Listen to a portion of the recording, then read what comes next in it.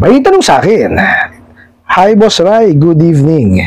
Ito po yung text sa Ola, si Bugok na Ola. Hindi ko na alam po Boss Rai, sana matulungan niyo po ako. Salamat.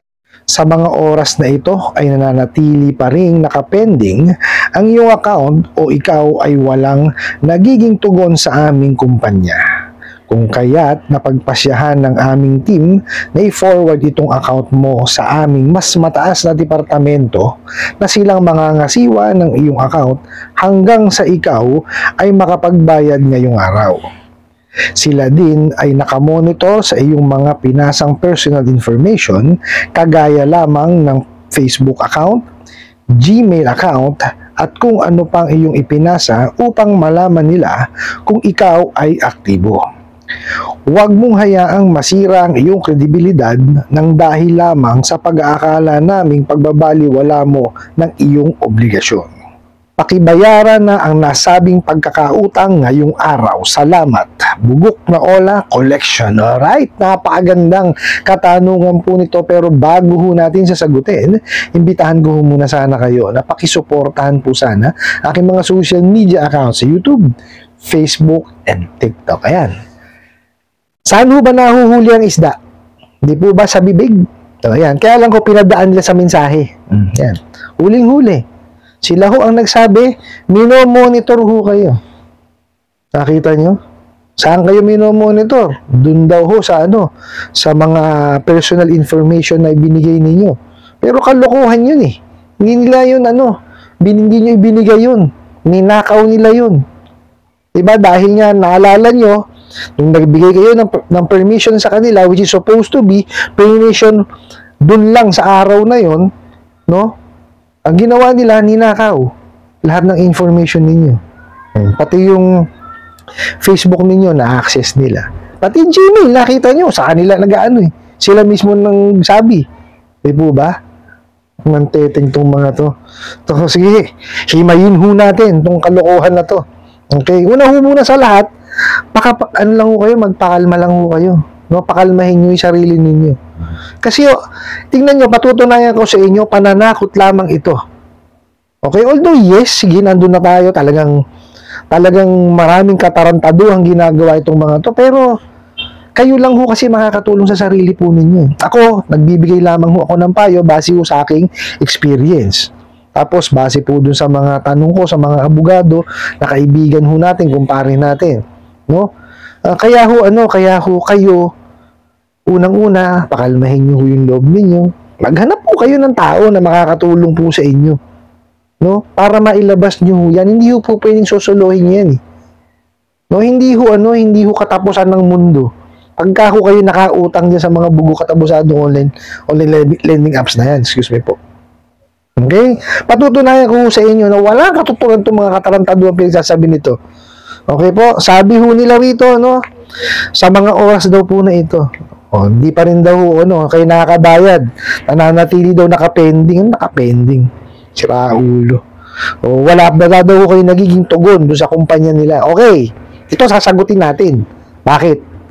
Paano tutugon? Tinakot nyo agad. Nilapastangan nyo kagad. Sinalbahin nyo agad. Diba?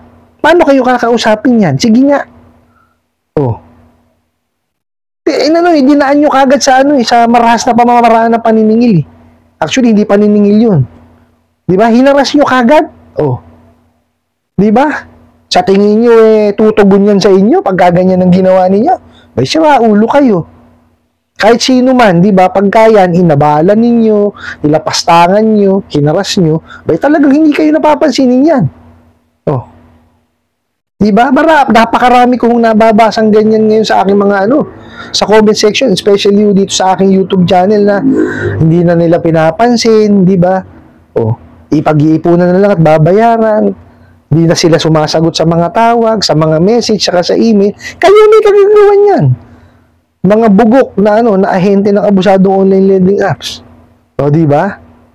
Kasi hindi naman ganyan ang paniningil. Kung inaayos yung kausapin, tutugon sa inyo yan. Di ba? Kayong gumawa na sakit ng ulo nyo, mga gago kayo. Mario Joseph, tuloy ho natin. Tapos, Napagpasyahan na raw po. Wow, talaga naman. Napagpasyahan na raw po nila na i-forward yung account ninyo sa mas mataas daw ho na departamento. Baka nasa second floor. Yung departamento, mas mataas. Pinaglululoko ko rin. Tagal ko ho sa ganitong hanap buhay. Ng teting na yan. Walang ganito na sasabi merong may legal department, higher department. May kung ano-anong department, di ba kayo nalilito niyan? Mariusip kayo. Sa lilipat daw ho, no, sa mas mataas na departamento na silang mga ngasiwa daw ho ng account ninyo hanggang sa makapagbayad kayo ngayon. At nakamonitor daw ho. Ayan, ito na ho. Sinasabi nila, nakamonitor daw dun sa pinasang information. Ulitin ko ho, ha? Yung ninakaw na information, mga bugok. Oh. Doon daw ho sa inyong Facebook account, Gmail account, at kung ano pa na ipinasa daw ninyo, hindi ho nyo pinasa yun, ninakaw nila. Nakita nyo? So meaning ho, hindi lang ho nila napakialaman yung inyong Facebook account, yung Gmail account, yung mga SMS definitely, pati picture nyo, contact details ninyo. Oh. Lahat ho yan, napakialaman. Even your locations. Diba? Tsaka po yung mga napuntahan nyo na, definitely yan, nakita na rin. Pero ito lang ang ano ko sa inyo. Tingnan nyo ho, hindi pumupunta. Diba? Makanduwag yung mga bugok na yan eh. Ito ho ano dyan eh. Nakakapag ano dyan eh. Kaya daw humino-monitor yung yung Facebook, yung Gmail ninyo. Diba? Para daw malaman na kayo i-aktibo pa. Ha? Sira ulo rin. Diba? Oh. Nagbigay ng address sa inyo. Ito, ha. Mga bugo katabusadong ahente ng online lending apps. Nagbigay ng information sa inyo yung address. May ID ring ibinigay. Tama ako? Ba't hindi nyo puntahan? Bakit kailangan nyo i-monitor sa social media? Mga siraulo kayo? Hindi ganyan hindi ganyan ng tamang paniningil. Kung gusto mong malaman kung siya ba ay aktibo, ha? Puntahan mo sa bahay. At least makakapag-usap pa kayo ng maayos doon kaysa ganyang gagawin mo. Ano gagawin mo? Diba? Magpo-post ka sa social media para ipahiya. Diba? Gagawa kang group chat para ipahiya. Oh. Sus Mariusip, pupunta ka sa mga sa mga groups. Diba? Sa mga tawag dito, yung mga group sa Facebook. Oh, ipopost mo din, papahiya mo din. Sa page ng barangay, ipapahiya mo rin. Diba? Oh. Sa tingin mo, kapakagaling-galing yung maningil ng ganon, hindi naman paniningil yun. Oh, pang-aabuso yun sa karapatang pantao. Pinapahiya nyo yung mga kliyente ninyo. Nakakaawa eh. Diba? Hindi nila deserve yung ganyan. Piluin mo, nagipit na nga. Oh, kaya nga nanghiram sa inyo kasi gipit yung tao. Di ba? Pero tapos ginaganyan nyo pa. Hindi ho tama yung ganyang ginagawa ninyo. Napaka unfair. Di ba? Kasi ang usapin lang naman ho dito is yung nautang. Di ba? Bakit kailangan yung pakialaman yung buhay ng tao? Di ba? Pag usaping pera yan, doon lang tayo mag-concentrate sa usaping pera. Huwag niyong isama yung pagkatao ng kliyente ninyo. Sinisira niyo eh. Diba? Napakasasama na ugali ninyo eh. Oh, diyan kayo magaling. Oh, nakita nyo, sa inyo mismo, nanggaling na minomonitor nyo talaga. Ninakaw nyo talaga yung lahat ng information sa cellphone. Ginawa nyo, collateral eh. Diba? Mga salbahi kayo. Oh. Eto ho, dun sa nagpadala, napakalaking proof ho nito. No? I-send nyo ho yan sa SEC. Diyan po sa aking description box, click nyo po yung iMessage. Padala nyo ho ito. Okay? Kasi yun, napakalaking napakalaking ebidensya niyan. Nung pagpapatunay yan, na talagang sila, nagnanakaw ng information. Not only nagnanakaw, di ba? Pinangihimasukan, pati inyong buhay na personal. Oh, which is a breach of your privacy. So bukod ho sa sa SEC, sa sa NPC, sa National Privacy Commission, mag-send din ho kayo ng complaint.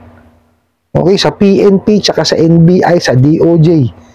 Okay, lahat po yan pasahan ninyo. And ito yan, pag nakapagpasa na kayo at na-raid yung bugok na yan, okay, puntahan yung personal. Okay, i-file nyo ng personal para hindi ho nasasayang yung yung effort po ng mga tumutulong po sa atin.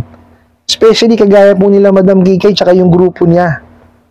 Nasasayang ho yung effort kasi nga ho, pagka pinatawag na yung mga nag-complain, walang nagpupunta. Ano mangyayari? Paano madidiin yan? Diba? Ako sa totoo lang, hindi ko pa ho alam kung ano yung nangyari dun sa nakaraang ni Raid, bakit nagkaganon. Hindi ko ho alam kung anong naging resulta nung nila. Pero syempre ho, nakakapanghinayang nandun Bakit napalaya pa, di ba? Kunwari pang hindi pinayagan magbaba ng bill, pero nangyari, nakalabas ng, ewan ko, sayang lang talaga, sa totoo, nanghihinayang ako ron. Okay po, doon po sa nagpadala ng katanungan ito, huwag niyo na siyang isantabi niyo siya. Okay, ang pinakamaganda dyan, pag-ipunan nyo, tsaka nyo siya bayaran. Pero ang pinaka-importante po is yung inyong mental health. Pakalmahin nyo sarili nyo, kumuusap po kayo ng ibang tao, maghanap kayo ng tao na mahihingahan nyo. Okay? Tapos po, tsaka nyo pag-ipunan, tsaka bayaran, kasi napaka-importante po, yung buhay natin ay magdire-diretso. Hindi ho porkit nakahiram tayo sa mga bugok at abusadong online lending apps na to, doon nahihinto yan. Hindi ho doon humihinto ang buhay nyo. May pamilya ho kayong kailangan asikasuhin at intindihin. Okay po, dapat ho, yun ang ipinapasok natin sa isip natin. Huwag natin intindihin, maliwanag na pananako to Di po ba? At, maliwanag na umamin sa kanilang mga katarantaduhan. Ayan ho, ang pinakamalaking pruweba, di po ba? So, dyan lamang na kayo Di po ba? So, ganun ho ang gawin ninyo. Di po ba? Pakalmahin ang sarili, pag-ipunan, bayaran, para ho matapos yan. Total, napakinabangan nyo naman kahit papano yung pera. At saka utang yan, utang is utang, kailangan nung bayaran. Para ho at least, morally, wala tayong problema sa kanila. Kumbaga, tawag dito yung bang, wala na tayong ibang isipin sa kanila. At least, tayo, makapapakampante natin ang sarili natin, wala tayong pinagkakautangan. Di po ba? I hope nasagot ko po itong katanungan na to at sana po'y makatulong. Maraming salamat po sa inyong walang sawang pagsuporta at panonood sa aking mga videos. Maraming salamat po sa inyong pag-like, pag-share, pag-comment at pagtatanong. And kunin ko na rin po itong opportunity na to na imbitahan po sana kayo na pakisuportahan po sana ang aking mga social media accounts sa YouTube, Facebook, and TikTok. Hanggang sa muli po, yun lang.